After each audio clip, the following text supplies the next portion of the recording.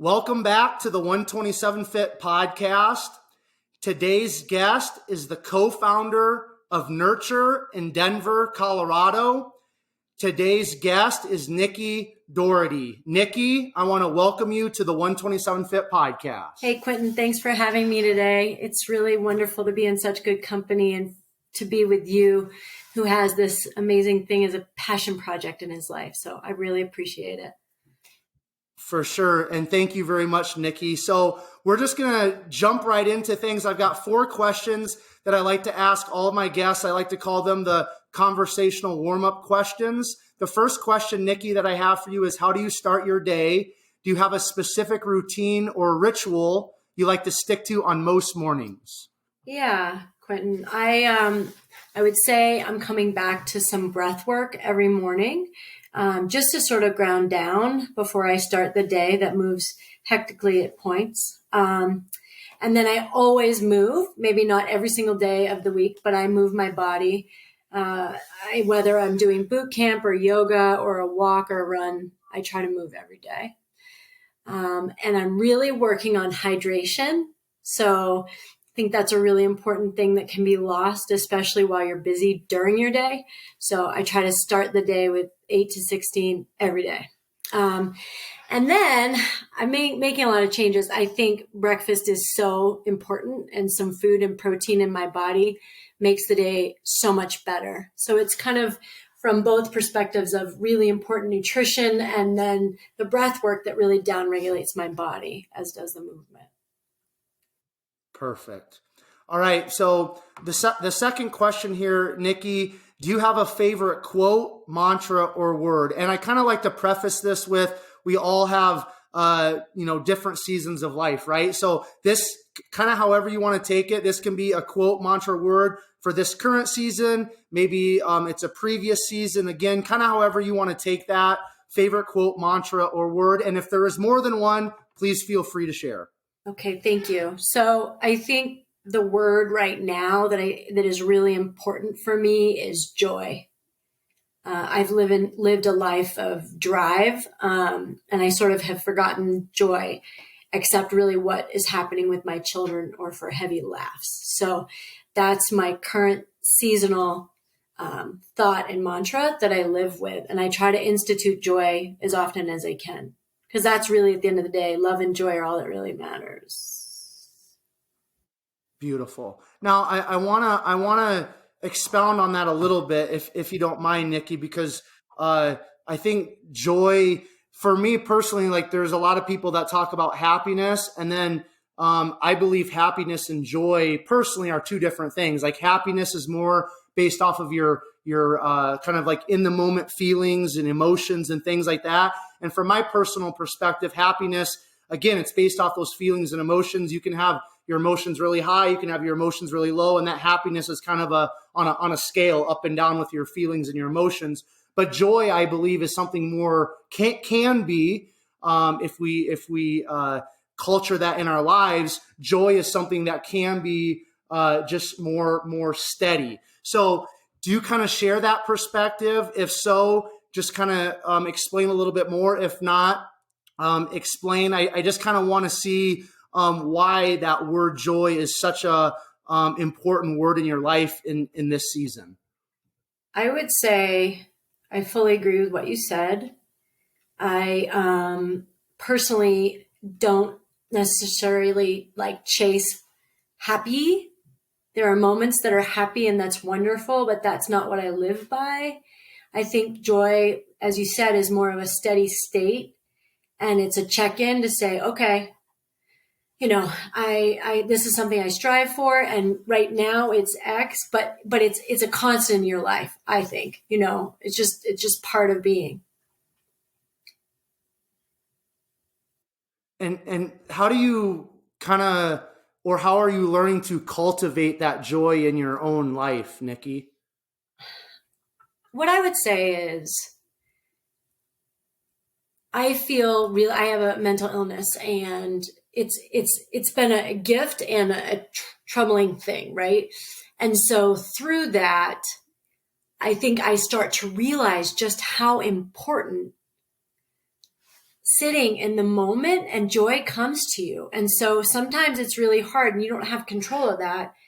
But if you come back to that center and that joy, I just think it helps settle my heart, and it helps me realize like how, look at this world. And as much as I can have that peace within it. So I think it's really a centering concept. Beautiful. Awesome. All right. The third question as a part of the warm-up questions, is there a book or podcast that has been especially impactful in your life? Do you want funny and then real? This is your podcast, and you just take it however you like. Well, I would say first, as a book, what I use, I'm a clinician also, and what I used with all my clients is The Body Keeps the Score. And it's so much about, if you evade difficult things, parts of your life, challenges, traumas, whatever it is, it's going to eventually manifest in your body. And it's eventually going to, usually it's an autoimmune disease. And so I just think it's so fundamental that people understand like how inflammation can drive all of you. So that's been a fundamental resource for 20 years. And treating. And then I would say, I'm just enjoying podcasts right now to just have joy, like, and laugh and be silly. You know what I'm saying? My favorite podcast right now, which sounds so ridiculous and is not necessarily in kind with what we're talking about, but it's Smartless, and it's the best, and it makes me laugh, and laughter is everything too. Right. So. Excellent. All right. So, to kind of wrap up the warm-up questions here, what is one piece of advice you would give your younger self? Like, don't worry about what everybody else is telling you. Like, your gut is what you need to listen to. You can be educated and know the things, but you always know what you need to do or what is necessary when you listen to your gut. Powerful. Excellent. Okay, so we're going to kind of transition, Nikki, into your backstory. So this is kind of one of the joys for me personally in having these podcast conversations is I get to kind of just like, with my listeners, we get to kind of, just look into people's backstories and their history, and then we kind of get to work our way up to present day. So if you don't mind sharing with myself and the 127 Fit podcast listeners, where did you grow up? Kind of what did those younger years look like? Do you have siblings? Were you involved in sports or other extracurricular activities? Were mom and dad present? Just kind of like unpack a little bit of those younger years, maybe up to around, high school, those teenage years, and then we'll just kind of transition from there. Sounds good. So I grew up in Massachusetts. I was born, in a generally healthy family. I, did dance for 18 years, and I was, doing some competitive stuff, but I really did want to eventually take it and try to be a professional. My father was a physician and was very centered on drive. And so that became the definition of me, is, not necessarily in a competitive way, but a competitive way with myself. Like, I'm going to do the best at everything I do. So, dance, I ran track. I was, editor of the yearbook, all of this stuff. And I didn't listen to my gut, which was basically like, you can be both. You can do art and be in the arts, and you can also be in, education and do both. But my dad saw me through a lot of amazing things, so I'm not going to necessarily complain. My mother was very much oriented to the art. She was a teacher, very into mathematics, but also dancer and, a theater and pretty beautiful pianist and stuff. So I was very lucky to have that, balance. There was, and I won't go too far, but we had a family member that we ended up living with or ended up living with us. And it was really difficult. It was really difficult because I had like this life and then I had this piece of my life. So I became an adult as a very young person because I had to navigate something really hard, which served me. Again, it was like, okay, I can just do it. But I don't know if it was really the healthiest thing for me long term. We're not going to get into that in too much detail. It's not pretty.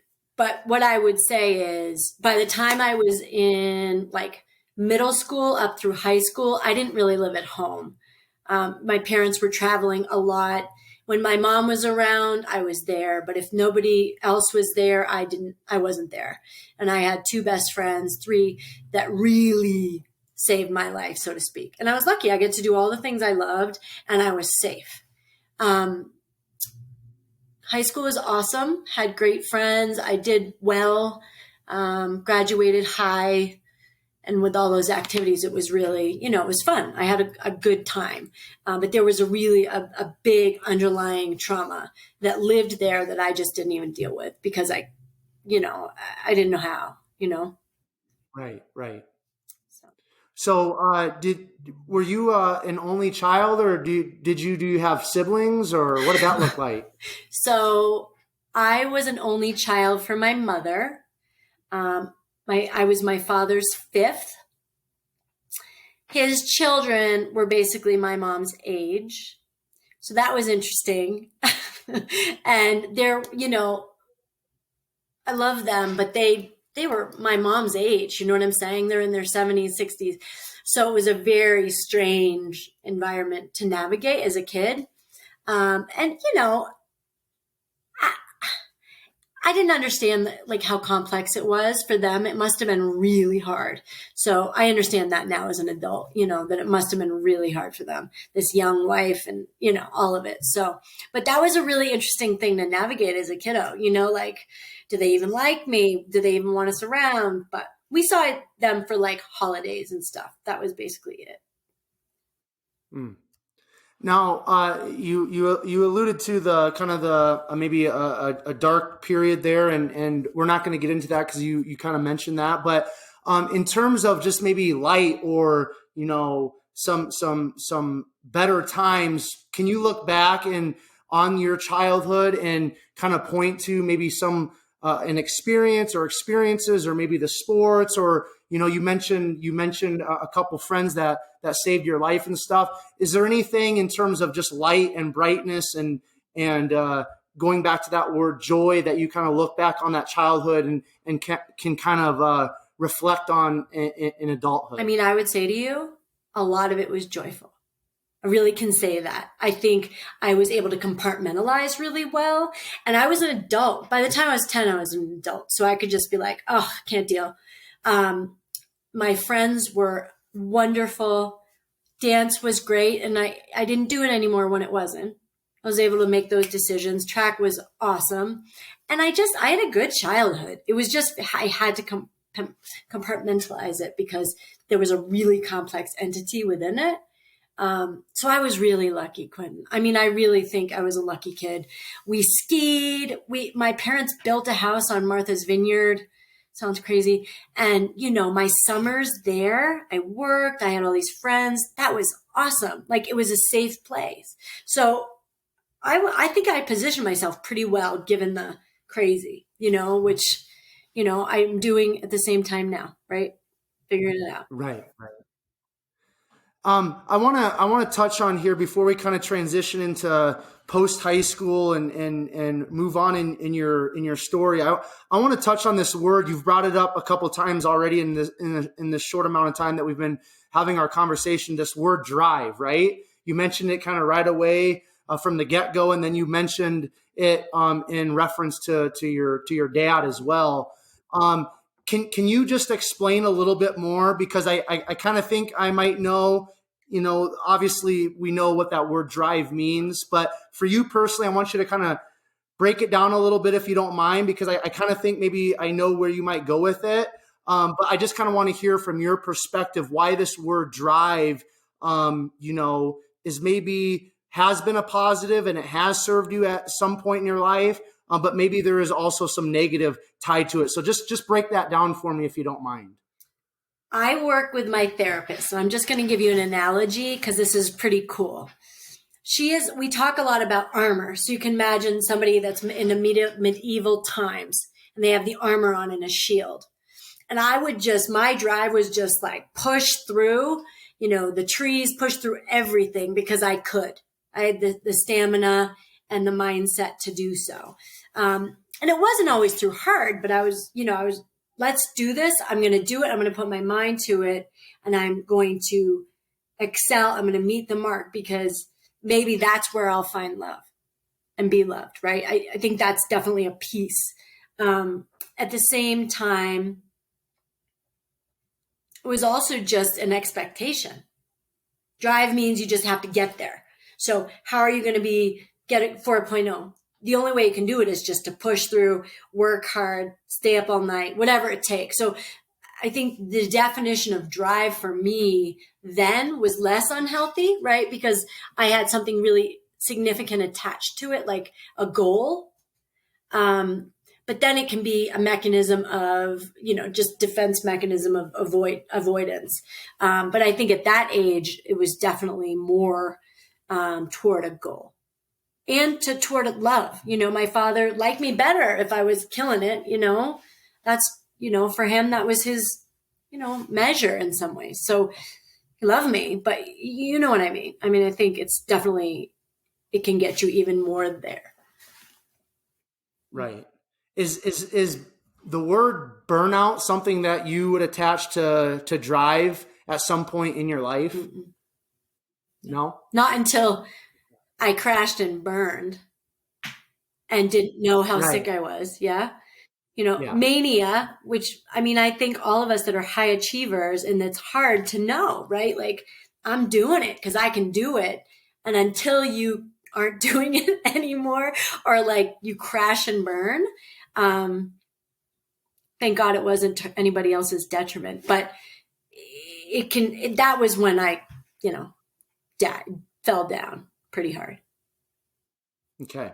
Well, and we'll get there as obviously as much as you want to share, but I want to talk about, so we kind of worked our way up to high school and kind of your involvement.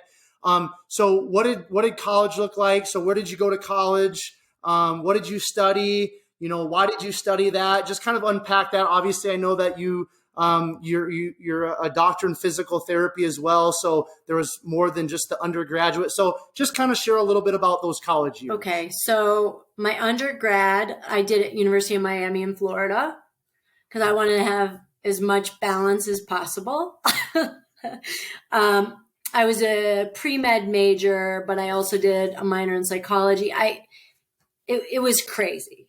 Like what I tried to do academically, and then what I tried to do socially.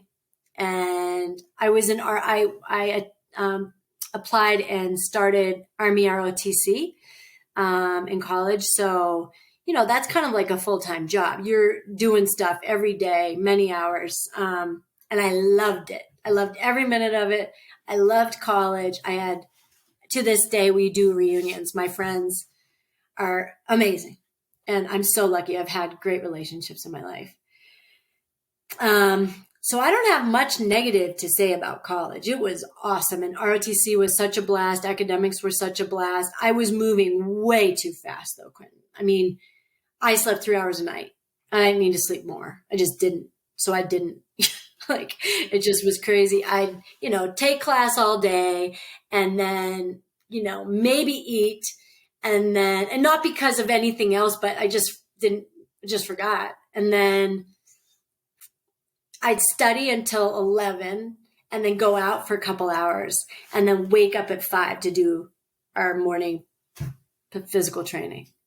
And that was my life for 4 years. So it was a lot, but it was so good. I don't have any complaints. It just probably wasn't healthy.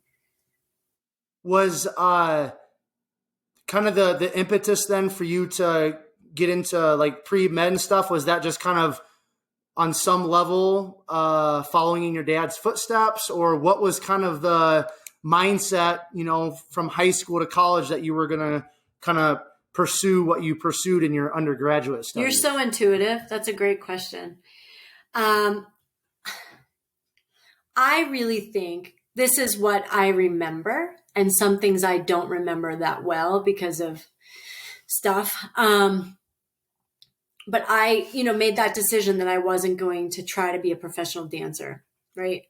And Dad and I talked about it, and he was like, well, medicine's a great adjunct because you can help people that are professional athletes or dancers or whatever and take care of them. And then I decided, when I was talking to all my friends that were in med school at that time, because Miami had a med program, it was just so much. And I couldn't make that decision. I wasn't ready to commit to that. And PT made sense anyway for what I did and, all the sports and all the stuff. So it was kind of a multi-phasic decision, but it definitely made sense. Perfect. So, you obviously went to physical therapy school. Just, touch on that a little bit. What was that experience like? And then let's just kind of start unpacking, when you graduate, finally you're all done with your education. What did those first few years post college look like? So just as far as timeline, I finished my bachelor's. I spent almost 6 years in the Army. I came to Colorado to get a master's, and then I got a doctorate. So that was the cadence that things went. As soon as I graduated, I was commissioned as a, second lieutenant into the Army. What I loved about it was the rapport, the physical, like the opportunity to push yourself physically and like emotionally, working with soldiers and like their lives and they matter. I had the opportunity to learn so much EQ in the Army, which people don't think would be there, but it was necessary to do the things we were going to do. I had multiple jobs, which I really love, Quinton, because it was fun to learn different things. I did HR, I did quality improvement, got a hospital ready for Joint Commission, which is a huge inspection that either keeps you open or keeps you closed or closes you. I was a platoon leader, and then I became a company commander, and then a chief of operations for all medical aspects for full post, which was like a real transition that to nurture as we go forward. That was a real crux of part of my career that would take and apply to nurture. And then I got out of the Army. I decided I wanted to go to PT school and applied to a few programs and came here. And again, like my master's, we had such a good time and I loved it. I loved the education, loved Colorado. I came here for a visit prior to see a friend who was going to CU Boulder. And as soon as I stepped out of that plane, I knew. And I think a lot of people feel that way. So master's was great. And I met my husband, Mark, and, we had a blast. We had a good time. We just went for it. And then I started working in PT, which again, I was doing orthopedics at that time, sports med. And then I transitioned to pelvic health. Pelvic pain was sort of what I treated, and trauma, hence the body keeps the score. And Dr. Amy Osborne, I think you spoke to her. We have some similar patient type that we both have treated. While I was in my first and second jobs, I did my doctorate. So, it was just basically 2 full-time jobs, but that wasn't hard, right? Because that's what I did. And then I got my doctorate, and Mark and I decided it was time to have a baby. Took some time, but obviously Harrison happened, and just fantastic. We have cool kids. And we're real with them about everything, which I think in this day and age, we have to be even more than ever.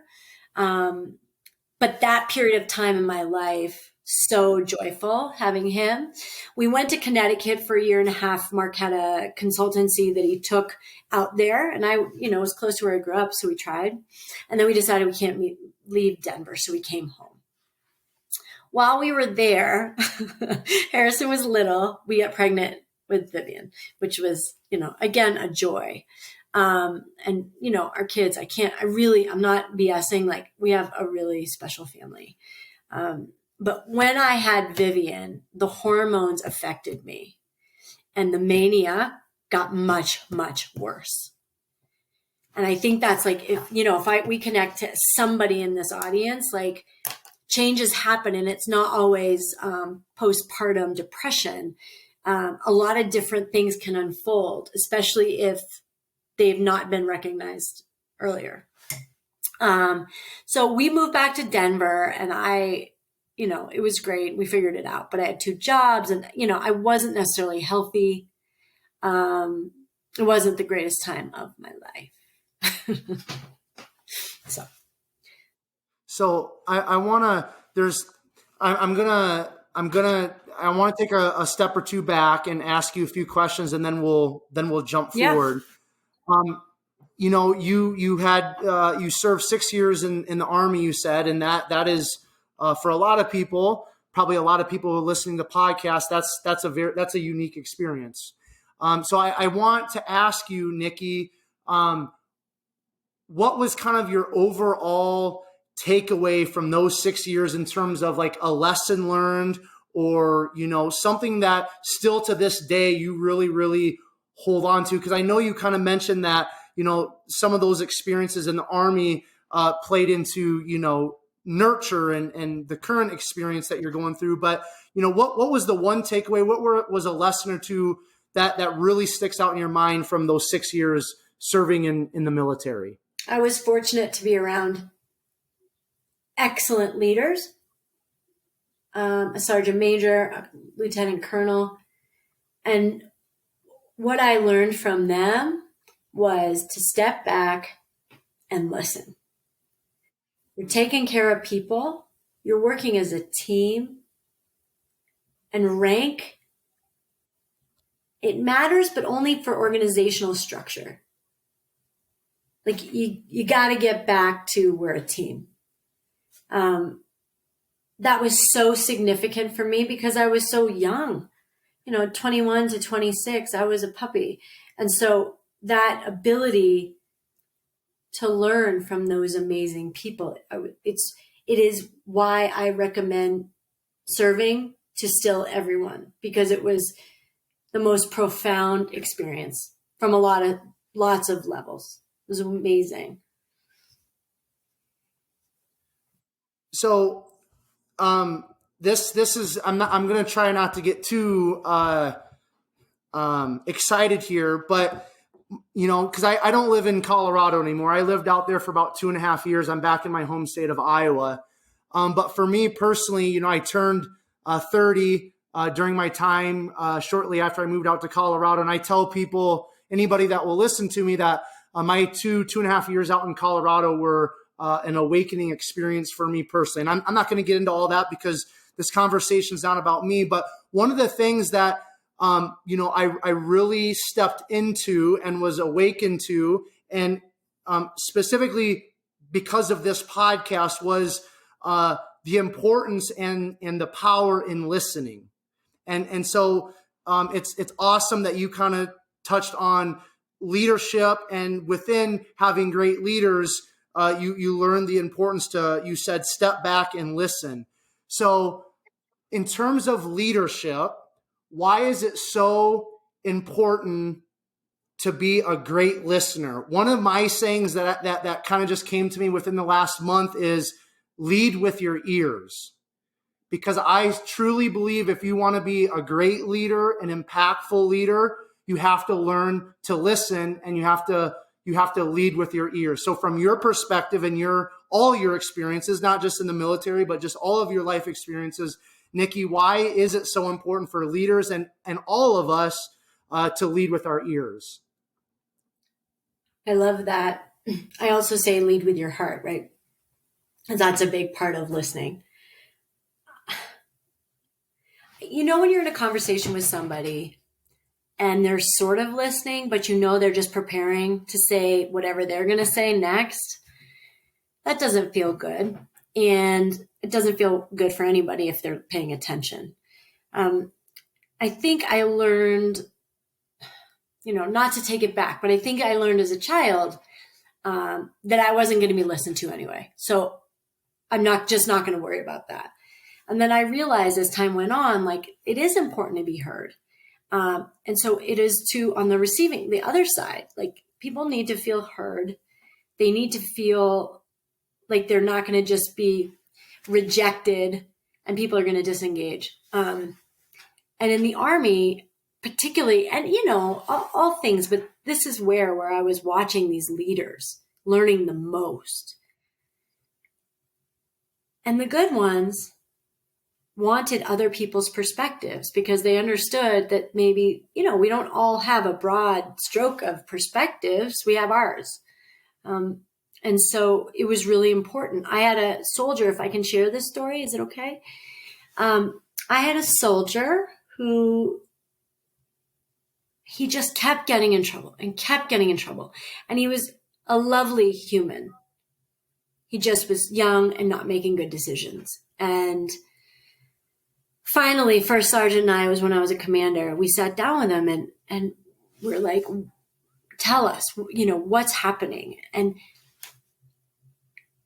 you're not going to get in trouble. Just explain it. And his grandmother was dying back in his hometown, and he just wanted to get an Article 15 to get out. It wasn't to do with him being alcoholic. And if it was, okay too, we'll support you. But that was profound, right? Because we finally gave him an opportunity to, like, talk to us. And I don't think, not every person would have that opportunity, unfortunately. And we see that in mass amounts right now, especially in our culture. So people need a chance. So I want to touch on your husband, Mark. I was, obviously, before I have conversations with people on the podcast, I get on your guys' social media and just try to be prepared as much as I can, right? Because that's really important as a podcast host or somebody that's going to be leading a conversation. So I just want just whatever's kind of in your heart, Nikki. I want you, because it seems like you and Mark have been through the ups and downs in terms of marriage and life together, and I really feel like, you know, strong relationships and powerful relationships, you have to go through the ups and downs, right? So just touch on Mark. You know, you mentioned you guys met and then you moved, I think, out to Connecticut. Then you came back to Denver. But what is his relationship? That relationship with Mark. What has that meant for you? What does he mean to you? Talk about drive, right? That was what I was, whether it's good or not. And I met this beautiful man from Iowa. Oh, really? That's funny. And he was so gentle from the start, and he kind of slowed me down, and I kind of helped him up, right? He needed this and I needed this. And sometimes we didn't understand each other at the beginning because that was difficult to navigate. But I mean, I will say, and this is a dramatic maybe, but I mean, we're better now than we've ever been, because like you said, you got to listen. And I think I wasn't listening to myself. I don't think he was fully listening to himself. And so it was hard for us to connect that way. Yeah, he's the love of my life. And I think I can say that pretty clearly on the other side. We have our stuff, but who cares? The good stuff's there. We all have our stuff, right? Yeah. That's a part of the human experience, you know. Okay, so I want to touch on this, and then we'll transition, because at some point, and you've already, you know, brought up your kids and just kind of like your family and stuff, but it's always something at some point in the conversation, I always make it a point to bring up, if my guests have a kid or kids, it's always important to me to give them the platform to kind of talk about their kids, because from my experience, that's always, important to, a human being when they give birth, when they have kids, all that stuff. So just touch on your kids. And I want you, as you kind of just share about your kids a little bit, Nikki, I want you to talk about, you said you and your husband, Mark, try to be, or you are intentional about being real with your kids. Mm-hmm. So within just talking about your kids and the importance of motherhood and all of that, how do you guys try to be intentional about, being real with your kids? What does that mean? What does that look like played out within your family? Mm-hmm. Well, our kids are cool. They're very unique and different, than what? I don't even know what that means. Harrison, I don't ever want to diagnose. I don't necessarily believe in that, but he's very straight. This is what it is. That's it. He's a really incredible athlete. Good for him. It's a good thing for him socially. It's really important. And, he's had his struggles, dyslexia and that kind of stuff. So with him, as far as sharing it, was hey, what are we going to do? We're going to walk this thing through. It was really hard when he was young because we didn't know. But over time, you don't want to eat gluten and you probably don't want to have dairy. You need to move a lot and, these things. So it was really a group decision. It wasn't just you're going to do this. It was okay, how do you feel? When do you feel better? So it's been a nice relationship to build where he trusts us and he also knows we trust him. Huge. And then Vivian came along and she's like a little fairy flying around the world right now. Huge empath, just a beautiful kid. We've had lots of conversations in the past about, the injustices in our world and, why would people talk to each other like that? And why is that so important? And she asks a lot of questions, which is really great because she knows it's safe to ask the questions.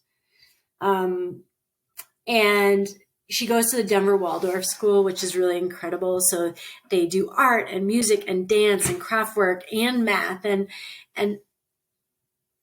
she's very artistic. So she's able to bring those things together. And she notices, she's I know my friends at public school don't do that necessarily because there's tests and it's a little bit different and it wouldn't be necessarily where she'd fit. But she has a lot of friends in school that are starting to talk about sexuality and binary and non-binary. And it's a really big thing. And so, we talk about it freely. We talk about it, ask any questions. What do you think? And then recently, I think this is important. One of my dear friends shared a podcast that discussed, depression and suicidal ideation with younger girls and how that's becoming more and more prevalent with these little girls. And so much of it from this research has said that it has a lot to do with certain YouTube and social media, YouTube kind of stuff. And things I didn't even really think about of why. So we've talked through that and, I had her listen to it. And I think that's really open and honest because if we just say that's because no, she wants to understand. So I think Mark and I have done a pretty good job of just clear communication, Yeah. So just from your personal, perspective and just for you as a human being and as a woman, what has motherhood done for you? What has it given you? What does it mean to you? Talk about grounding. When you really think about it, that drive, it's not there anymore. I realized It's not important to me anymore. And like joy, right? It's like physical assets of joy that just bubble around. And if you help to create a space that's safe and discuss all this stuff, it's not going to be perfect, but they know they're safe, and I get to be safe too. It's like the most magical relationships, my marriage and these kids. I'd be good just with that. I don't need anything else. Perfect. So I want to kind of continue just transitioning through your story, Nikki. So we're kind of up to the point where you guys moved away. You moved back to Denver. You had your kids and everything. Kind of just, if you don't mind, just pick up when you came back to Denver. I think you said you were working a couple of jobs and everything. Just kind of what unfolded then or transpired kind of at that point in your personal story. I couldn't juggle all of it anymore. It was very uncomfortable territory. Mark is a consultant and he lost some work for a little time. And so I'm working full time, and I never planned to work full time in those early years. So that was really tough time at the beginning. We were really happy to be back in Colorado, and it was really fundamental to be in our space, our place, that we know is our place. And, I learned, like, I got to get my act together. I got to find balance in a totally different way. I've got to be healthy in a different way than I ever thought.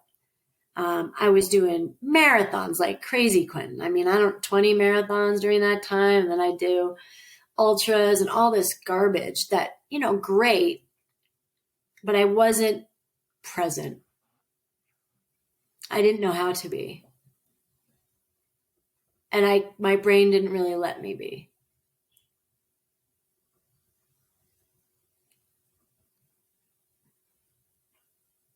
Yeah. So, so like on one of your posts on Instagram, you said something and you talked about, like a mental, health, illness earlier. Are you cool if we get into that? Because I really personally, would love to kind of hear just that journey. And I know that, as you open up and as you are willing to share, I know that people that are going to listen to this are going to be touched and impacted by that. So is that cool if you just, if we kind of go there and touch on that? Of course. I did a TED talk on this in the fall. So like it's out there, so it's okay. I just wanted to make sure it was apropos for this particular conversation.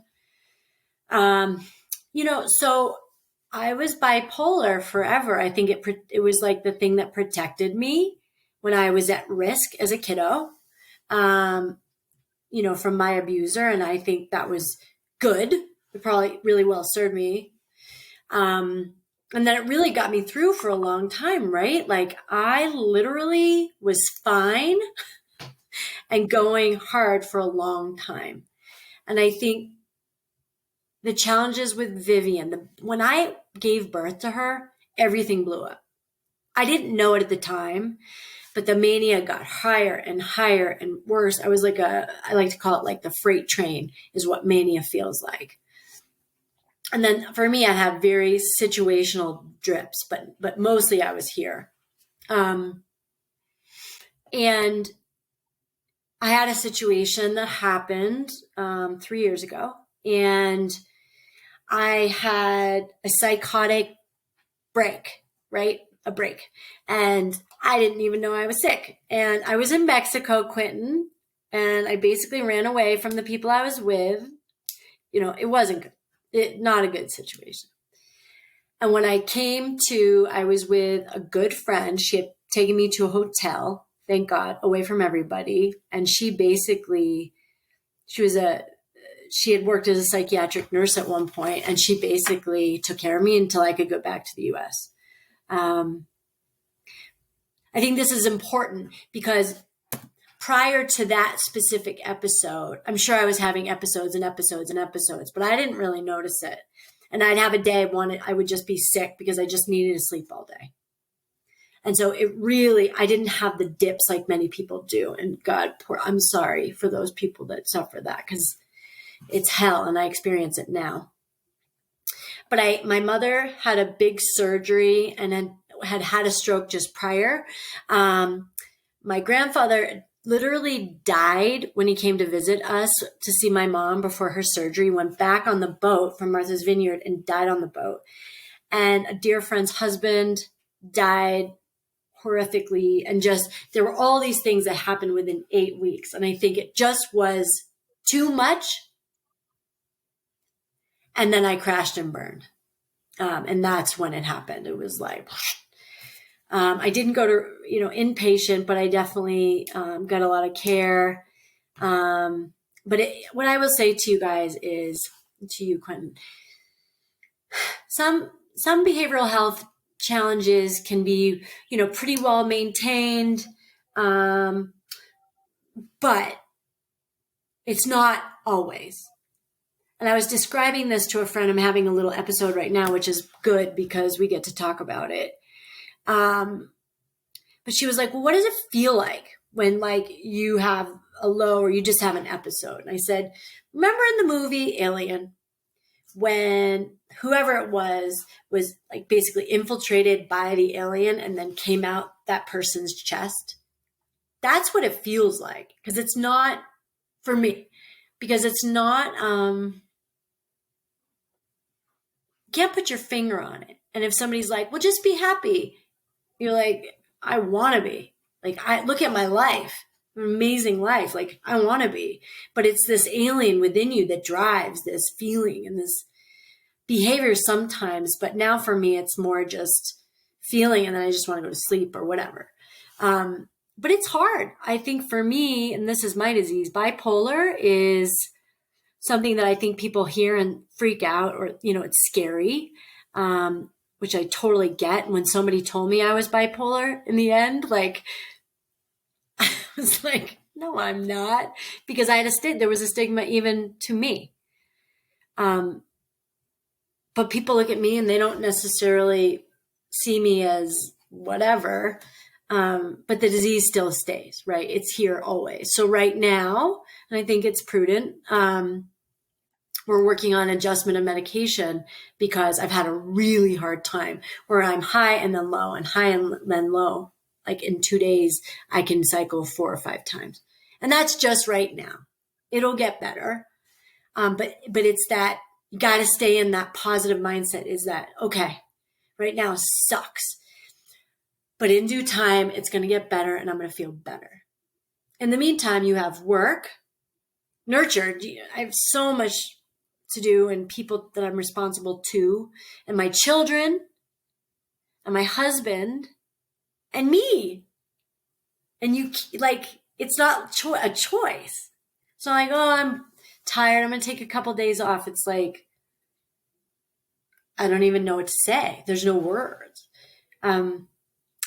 It's hard to explain. And I think it's hard, like I said, it's the freight train in your chest is how I describe mania, where it's just pulling you and you can go. And then depression, for me, it feels like I have an anchor in my chest and it drops me all the way to my stomach. And I don't want to do anything. I don't feel good. I just can't. And then you just can't. The anchor won't let you move. So it's interesting. I will say, to go back, we talk a lot with our children about it. Totally transparent, that there's no shame, that it's just a diagnosis in your brain, just like anything else. And Vivian said to me the other day, well, why are migraines okay and bipolar not? And I was like, yeah, I don't know. Because it's people's behavior and it's scary. I don't know. So it's been a ride. It's been a ride. I think a lot of the abuse played into this, Quinton. For sure. There's no question.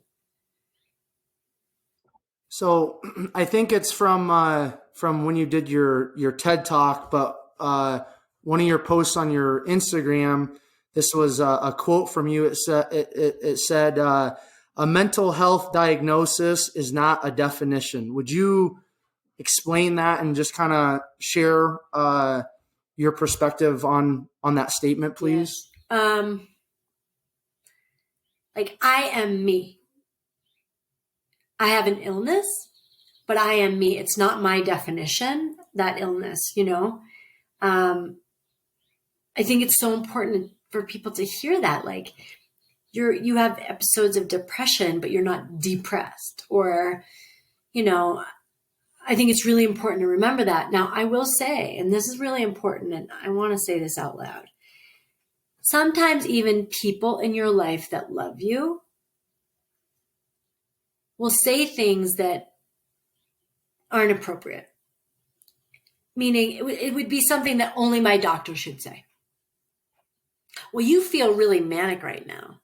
Oh, poor thing, dear. Like, you don't want to hear that shit. Like, I am still me. No, don't say that to me. Like, I'm still here. My brain and cognition is still here. My heart is. So I think that's why it's not my definition. I'm still me. Even though that seems strange when you see me in different ways, or I behave or seem. I think it's more for me now. It's seem.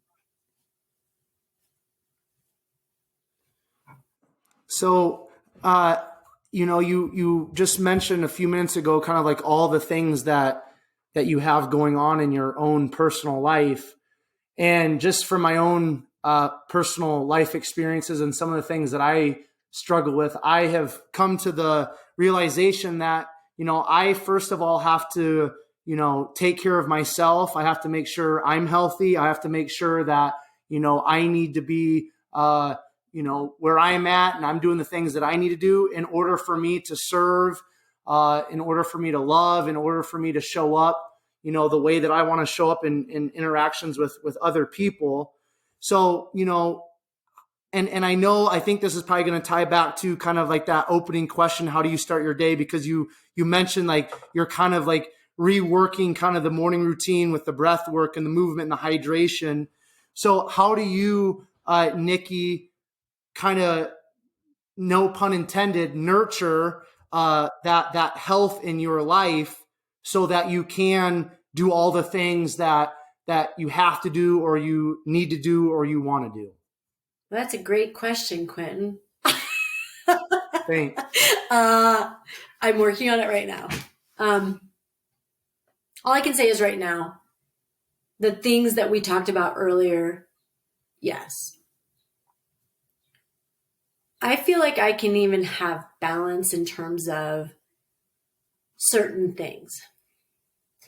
But it's really hard to be honest with yourself about what you really need when you feel accountable to a lot of different things. So I make space, but it's really hard. How? It's only so many hours. So, the morning, I think I take a lot of time for myself. I'm trying to take a little time midday, but you own a company with other people. It's like you're getting knocked on and okay, great. That was a great idea. And then coming home and being late and not being with my kids enough, it's hard.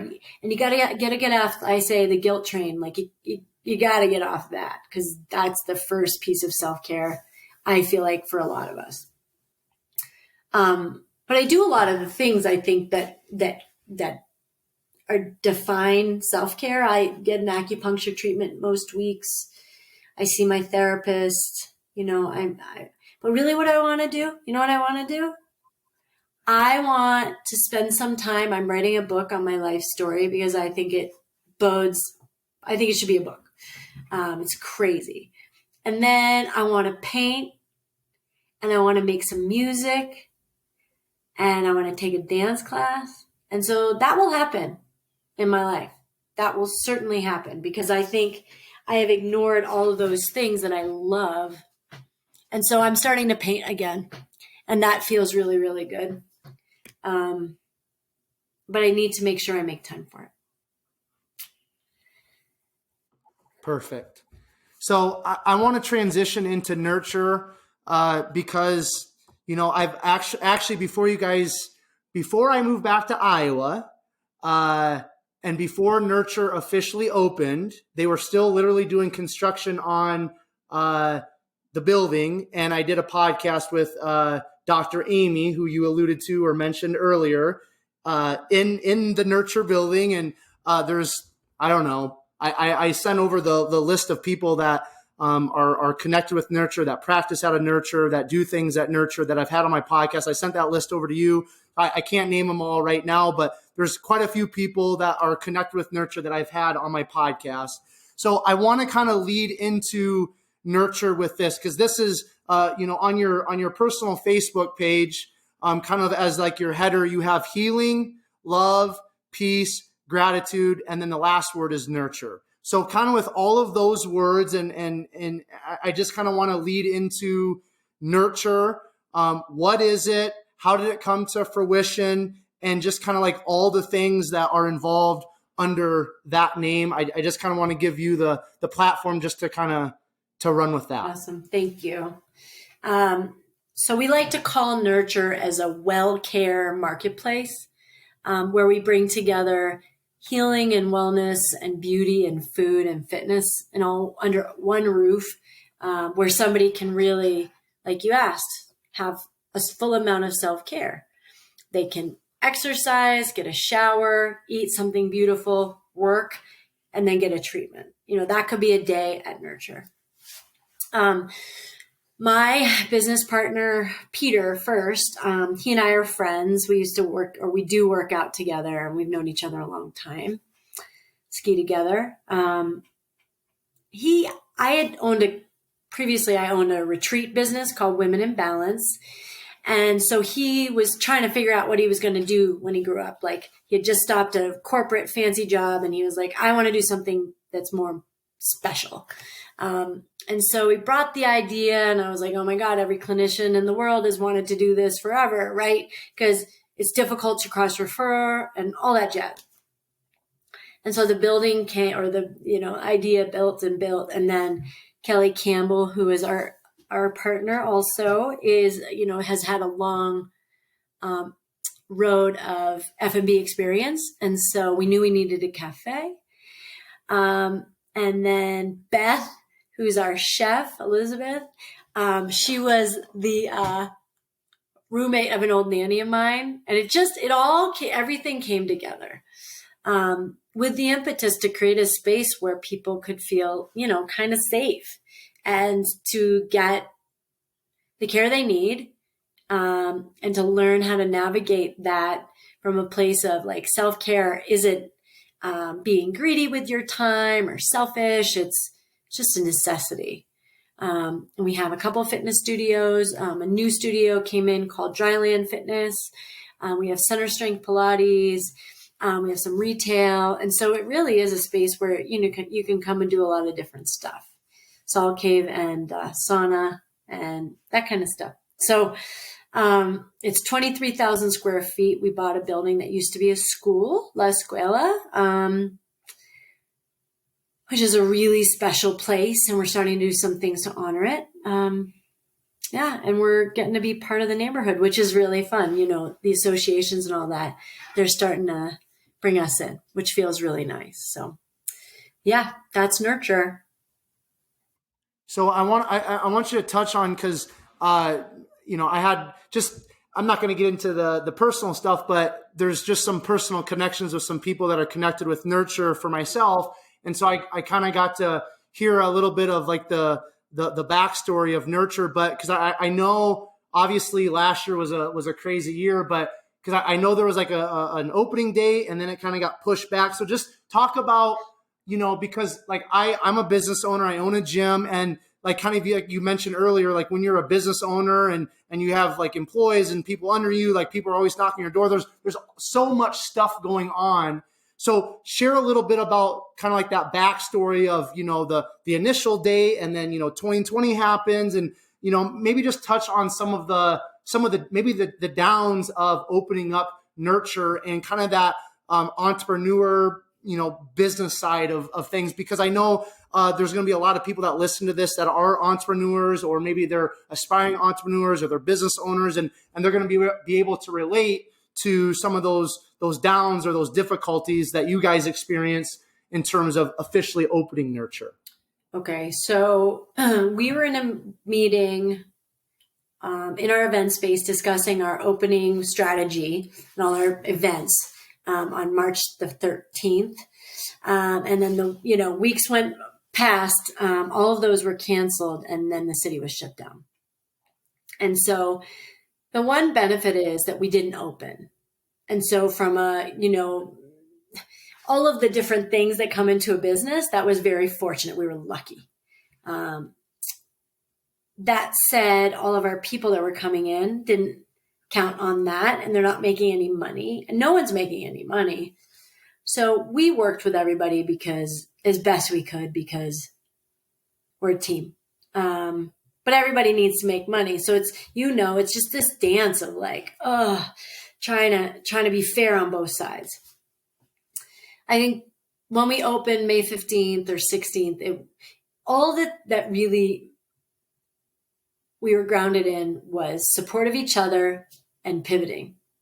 And so if the event space isn't doing well because there's no capacity, then we're going to do photo shoots. And if the studio is not doing well, we're going to use it for some other clinicians. The cafe, if it was only at 25%, we're going to do, Kelly was great. She did, to-go orders, juice cleanses, all these different things to pivot. Different programs we pushed out way earlier than we thought we would, because we needed to leverage both our talent and our skill sets and figure it out. I think, that being limber is so important, because I think we get scared. That's scary. That's not what we were planning to do. I think we all got a pretty good taste of that this year in terms of, okay, we're not in charge of this. We know there is no chance we'll ever be in charge. Now we know it. Really helps. It really helps. And I think at the end of the day, it's brought us together more. I think it's helped us work as a team more and not in these buckets, because we have to. And I don't know. It was really hard. It was hard in a lot of businesses. We lost a few companies or people that were in there that just couldn't make it happen. Fitness got nailed. I think small group stuff or individual personal training was the way to go. And I think the future is somewhat there, don't you think? We know that now. And people were talking about that during that time, virtual and small group, that's what people were talking about. So it only makes sense, but it was definitely just head down. What are you going to do? People are dying and sick and can't be with their family members and are in pain. We'll get it done. We'll figure it out. I think that perspective helped.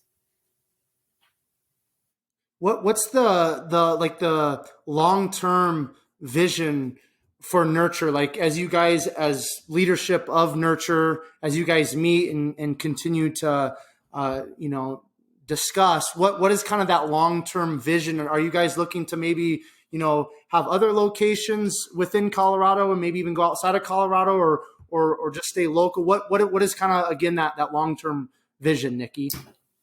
I think, first of all, we have unbelievable investors who believe in us, because this year happened, which is always very important. It's everything. That said, I think a strategy that we're really debating and looking this thing as a high level strategic, what are we going to do? In some ways, doing something in the Colorado area for the number 2 is beneficial, just because it's just less travel, it's less money out, it's more connection and all that jazz. We're putting together some of our investors to sort of think about that strategic plan that we all work together on, because we have to, and do it in such a smart way. We have opportunities in states, Texas and California, and which I think going out of state, really, I think we need to have number 2 as a proof of concept to say we can scale this. And this is a constant conversation, but we definitely would like to. There's definitely no question. And I think we have enough support from our investors and enough people that want to invest now that we can do it. First we have to get, healthy, abundant.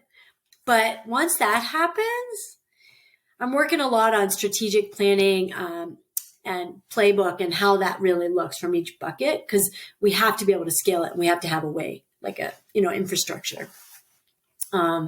So I'm really, that's fun because that has to happen before anything else.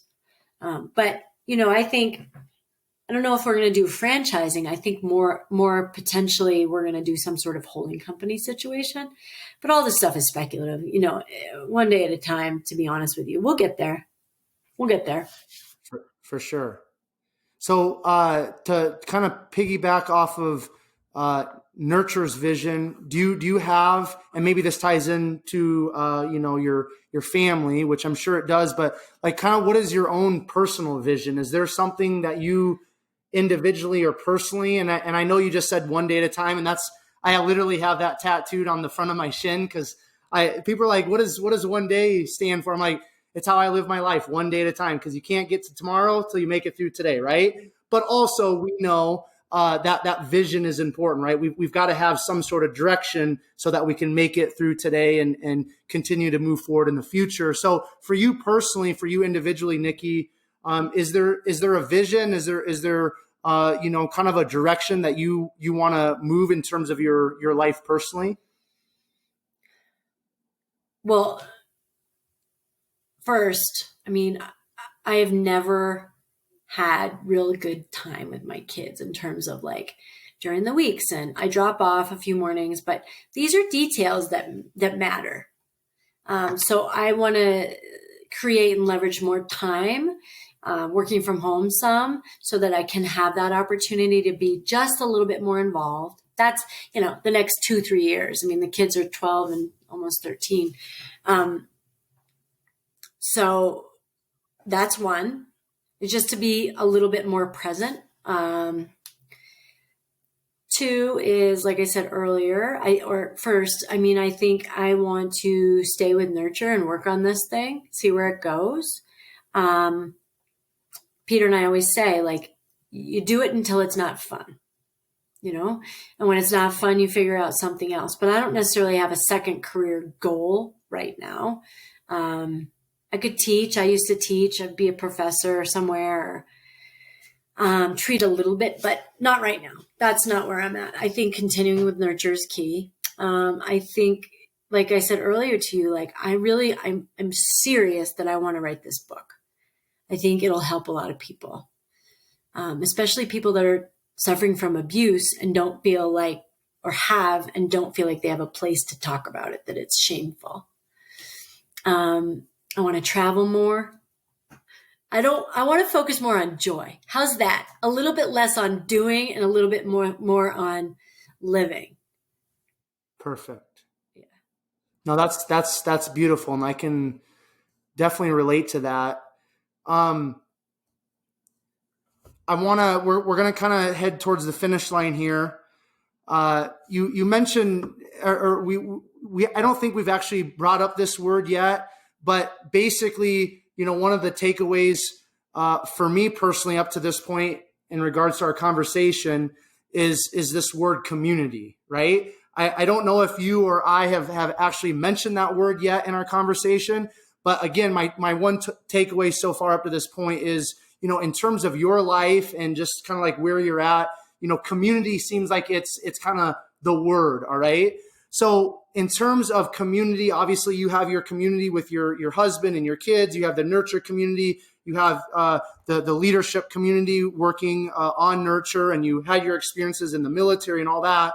But just community, why is community, for you personally, yes, but also just for us human beings in general, why is community so important for us? And why is it important for us to have, the right type of community for us to be a part of?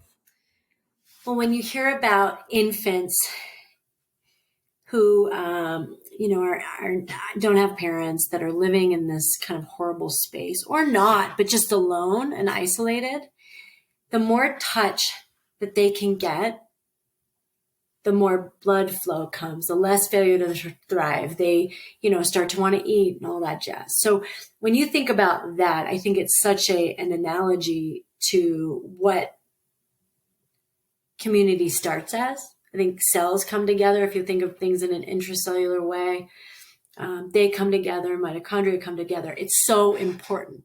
And then as you think of bringing from micro to macro, you're always going to come, especially if you're coming to a place with more love, like you are and I am, you're going to come together. It's just going to come together magnetically, because it has to, because that's, as human beings, that's our nature. That's where it comes. Nurture, obviously from the analogy before, but that's our nature. And I believe like attracts like we know that when I was talking to all the cool providers that might come in, might not come into nurture. I mean, I got to talk to 200 plus people, right? It's like the best. And you just knew, and they knew. And when it wasn't a good fit, it wasn't bad. It just wasn't a fit. So I think it's so much of, it's important because you feel it in your gut. And that's all that matters. And the right people are going to come. And that doesn't matter if it's your friends from college or if it's, your leadership team or whatever it is. It just is. I'm sure the people that work with you and for you in the gym, they're your people. You know it. You won't have them there. They won't make it because they're not supposed to. They're not intended to. I think it's the most important. I mean, really, it's one of the most important things. I feel like for me, it's so obvious. Do you know what I mean? It's such an integral thing that I don't even think about it that much because it's just, of course. For sure. And that's, that's something, Nikki, that I learned, in my time out in Colorado, because, I was going to ask you, but I think it kind of, you kind of touched on it in terms of a lot of my guests that I've had on the podcast, when I ask them why Colorado, the majority of them just say, I just knew, right? And I think Colorado, there's something special and powerful and unique about Colorado, and I believe it ties into the community, right? There's so many like-minded people. There's so many progressive people in terms of health and fitness and all of that type of stuff. There's Colorado is the place where a lot of those people congregate. So yeah, I definitely had to learn the value and the importance of community. And I did that, out in Colorado, because there's so many of you out there that are just it's community is just, it's who you are. And it's so valuable and important. So before I ask you the last question, Nikki, I want to just give you an opportunity. If there's anything on your heart, if there's anything that you kind of want to share in just wrapping up our conversation with the listeners, I just want to give you the opportunity right now just to kind of share that, to speak that, to put that out there. Okay. I just go through a couple pieces of self-care and that I think are helpful. And I would say to you, like I said earlier, it's not selfish. It's necessary. You live your life, right? But when I think of self-care, I think of mindfulness and, of course, down-regulating and getting into your heart.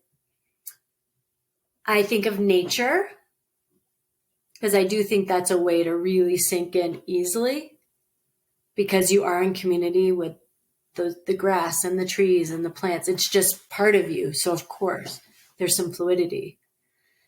I think magic, being, not being afraid of thinking a little bit out of bounds and the potentials of things, and maybe looking at a big, more advanced physical potential. Deepak's doing a lot of cool stuff around that. And I think it's important to consider. Fun, play. is really, really important. I think, play seems like, what's the point? Like, that's mundane, but it's not. Like, play is important. You don't have to try it. You just do it. Like, it's just natural. I think music and art are really important just because it taps into your soul. Even if you make one brushstroke on a canvas, it's connecting right to your heart. And I don't know about you, but like, music kind of runs my life. I listen to music as much as I can. And then I think, like you said, community and love. That's kind of all you really need. Of course, working out and moving and all that, of course. But we know that. Perfect. So before I want to, because I think somebody out there, a couple people are going to be listening to this, and you just mentioned like music is life for you. So I want to know, and I'm sure some of the listeners are going to want to know, what is kind of some go-to music for you, Nikki? Okay. I have a lot. I like a lot. When I feel yucky, or I'm in a hard spot, I always listen to Chris Cornell. That's my go-to audio slave. It's what I listen to because I can relate to him very much. And, I don't want to have that outcome. And I think it's really, really important to me. Music I love. I have I was just talking to my husband about it. Like, we watched a Led Zeppelin documentary about Zoso and that album and how important it was, and it's pivotal. So I'd say Led Zeppelin and local natives, and I don't know. There's so much music that I love, and it's always coming out, which is really exciting that there's always new stuff coming out. And then, like Tommy Dorsey and Frank Sinatra and that whole Ella Fitzgerald and that whole line of music is, it's what we did when I was little. It's awesome. So, I could go over forever. I don't know. Van Morrison, I could go forever. Good deal. All right. So I'm going to ask you the last question that I like to ask my guests. And that question, Nikki, is what sets your soul on fire? It's a hard one right now. I'm sad right now, so it's hard. I would say the magic of the universe, like how the world connects together. Like I said before, like the connection between you and I and the cells inside your body and myself and the energy that goes between us and, the tree that's there. And I think, giving that joy and that sense of love of life, if my children can take that from me and Mark, I'd be happy with the work, with what we've done together. I think that probably sets my soul, is that they can see that connection and appreciate it and live it. Beautiful. So I want to give you just the chance here. If any listeners want to connect with Nurture, if any listeners want to connect with you, if anybody, maybe your stories really impacted them and they want to reach out to you, where would you like to send people in regards to Nurture? And then where would you like to send the listeners in regards to maybe connecting with you personally? Great. Our website is www.visitnurture.com. It's pretty easy. And Instagram is @visitnurture. You can go info@nurture.me isn't where you can get direct line to all of us. My email is nikki@nurture.me. And we have 2 Facebook groups, Nurture and then Nurture Experience. So you can find us on both spots. Nurture's more actively updated. We do not have a Twitter or a Snapchat at this point. Awesome. Well, I just want to personally thank you, Nikki, for coming on to the 127 Fit podcast and just being open to share your story. I know all of us have so much going on, but it's really important, I believe, for all of us human beings to take that time to, share our story, because I truly believe in the power of storytelling in terms of positively impacting other human beings. So thank you so much for taking your time. And thank you so very much for coming on and sharing your story. Thank you. I appreciate. For sure. So 127 Fit podcast listeners, once again, I just want to thank you for your listening ears. They're always greatly appreciated. If you would like to find out more about the guests that I'm bringing onto the podcast, or if you would like to find out more about myself or connect with myself personally, you can find that information on Instagram at 127fit. Facebook is at Quinton Vars. And I would just ask all of you to do a huge favor and please leave a 5-star written review in regards to the podcast, especially within the iTunes Apple podcast app. That helps more people find the podcast, and it helps more people get positively impacted through the story shared on the 127 Fit podcast. And another huge favor I'd ask of all of you is please, as you have found great value in Nikki's episode of the 127 Fit podcast, or maybe a previous episode of the 127 Fit podcast, just take that episode or episodes that you're finding that value in and share it on all of your social media stories. Again, that just helps more people find the podcast, and it opens up the door for more people to listen and be positively impacted. If you think you would be a great guest, or if you have a friend or an acquaintance you think would be a great guest or guest for the 127 Fit podcast, I would just ask that you would send me an email or give this email to your friend or an acquaintance.